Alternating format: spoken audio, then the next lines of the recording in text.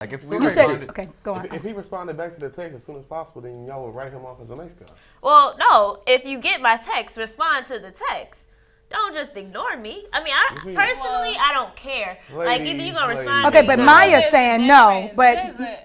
Naila is saying that you want a response. If you get the text, it's pointless to me. Because then you might forget or something. I may have actually wanted to try to have a conversation with you. And you just completely ignore the text. I can understand if you're busy. Saying, go ahead. But you gotta be careful what you ask for, though, because so many girls out there say, oh, the bad guys, they just want to have sex, blah, blah, blah. But yet, when they find what they want, and just because they don't stimulate their interest enough, they have everything they want in a man, in a bad boy, but it's in a nice guy, then they just pass by. So, I mean, that's why they got so many girls bitter out here nowadays saying, well, I don't like guys that do this and that, because I mean, when you have the opportunity to get up on what you want, you just didn't want it. But do you guys think that the media has a lot to play? You know, because I think society may have a lot to do with how they define how men are supposed to be. I mean, because we see it in the movies all the time. You know, we look at these films where, you know, the bad guy has the gun and, you know, all this adventure and drama. And I think that I'm wondering if young people are picking up on that and that is what they want. Because, like, a lot of women can watch, or younger women can watch a movie that's like a quote-unquote or chick music flick. industry. Yeah, you know, you can listen to the love song and say, oh, I want this love so bad. And then they go out and talk to the drug dealer on the block or something. I think that when someone is attracted to a bad guy, they're attracted to them because, like Maya said, it's something different about them. Like, you have more excitement in your life than what I do at this moment. So it's about the excitement. Yeah, like, honestly, when I was a little bit younger, like, beginning of high school and stuff, I would talk to guys that were different and like they actually went out and they did things and stuff, like, because I didn't do that. Like, my mom was sort of overly protective and wouldn't let me go out. So when I started talking to somebody that like had all these different experiences and was still like a sweet guy, like we could have conversations and he could stimulate interest and all of that, like, yeah, he was a quote unquote bad guy and all of that, but he had that nice guy persona to him. What was bad about him? Some of like the activity that they were involved in. Drugs, smoking. Well, yeah, like I've dated someone that smoked before, and it wasn't a big deal to me because I mean, at the time, like that's what I'm around, so it's not considered like a big deal. What do you think? What she said, Maya? Do you? I somewhat agree.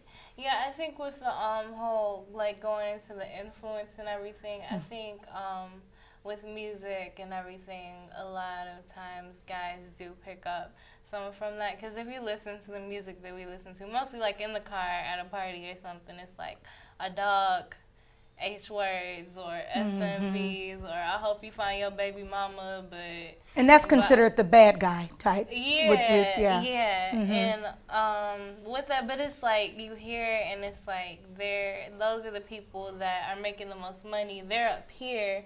While like Christian rap, you don't go around the car listening to like, yeah, Jesus, go every day, all day. Like, I mean, it's good. It's a good message. It's just not something that you listen to just because you like the sound. I mean, just because you like the sound of something else. And like with that, guys can pick up messages because you hear it so much, and it's just like, well, he's But you know what? That's like really confusing though. Like you just said that, you know, a lot of us like the dudes that model the rap game, you know, like Kanye and Lil Wayne or whatever else. 50 Cent. But we also like, you know, the people who listen to the Jesus rap and the Christian rap and that are nice and humble.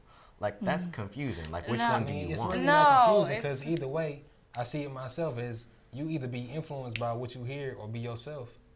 And I think either way, if you yourself, you role play yourself. Like it's not whether what you hear or what you don't hear. It's just like what you come out to be from what you be around. Your behavior in response to what people do to you define who you are.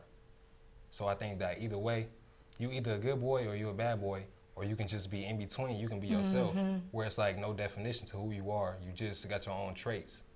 Yeah.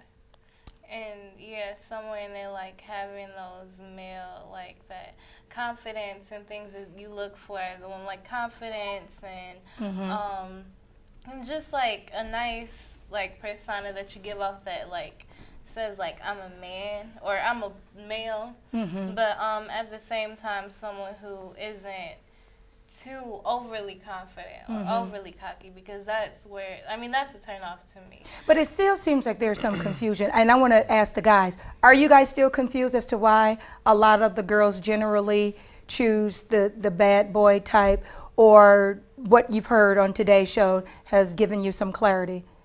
Well, I'm going to get technical with it. I think the women in America out there have been strongly oppressed by society's definition of what a woman should be. And that definition is, you know, be a good wife, don't cheat, you know, cook, clean, all the things that come with being a wife.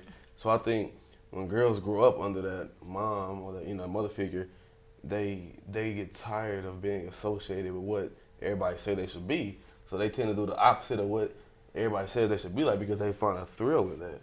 Okay, so that's kind of a little bit about what Naila was saying a little bit. I don't think it's the mom that influences. I mean, I'm just saying it's just like women are given a certain stereotype to fulfill, whether it's like the mother or not. I'm just saying like that's what people are brought up to be. There's stereotypes for both genders, though. Well, yeah, but let me say something. Like, okay, a guy sleep around and he a guy. A girl sleep around and she a hoe. Yep. So I guess like when women are growing up, like, you know, you have your boyfriend. If you sleep with him, it's like, okay, you slept with your boyfriend, but if you sleep with someone you're not dating, then you're labeled as a hoe. But that's like that's what she said. It's a double standard. But I mean, no. See, like, the thing with double standards is this though. Double standards will never ever go away. Okay. It's like racism will never ever go away. That's what you let people influence you to hear. That's no, like, but that's the reality of it though. Okay, it's wait a not minute. the reality. And you we gotta let that get to you. we're getting a little bit away. What point in time was it where a girl can do the same thing a guy does?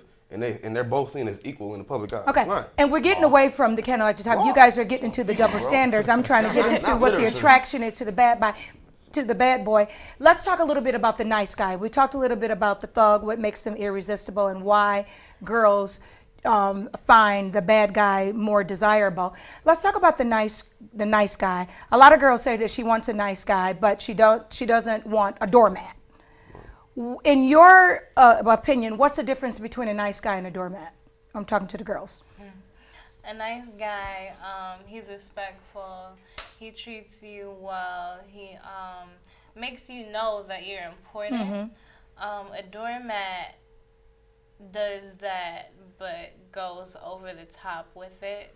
I mean, maybe tell you his feelings a lot, and yeah, calling you all the time. Yeah, and sometimes can get feminine with it. And just with like if you're like, hi, I'm so into you and all this other thing, like you. Or if they say like, oh, and they say the D word, and they're like, oh, excuse me, I didn't mean to cuss in front of such beauty, or something like that. Like they go over the top with it, and they often lack confidence. It's more like, well, like some guys, they've asked me like, well, like they'll say like, oh, I'm ugly. Or do you think I'm attractive? I really wish you could. Because you don't find that in your experience. You don't? Oh my goodness! I mean, all kinds. What would be your definition? I talked to like doormats before, and like when I like, Maya, where have you been? Like, what guys are you dealing with? Because like a doormat to me is somebody that's like indecisive, and they just want to please you, and they can't make up their own mind. It's like I have to make all the decisions. And I'm an indecisive person myself. Like, people hate that about me sometimes. And they always say yes to whatever you want to do. They let you get away. Like David said, like some guys set boundaries or whatever. Like, they won't allow you to do this. It's not necessarily allowing, but it's like they take it disrespectful if you do something. And so, like, they have those boundaries, if you will, or like morals about themselves. Whereas like a doormat, it's like you can go ahead and do whatever. Like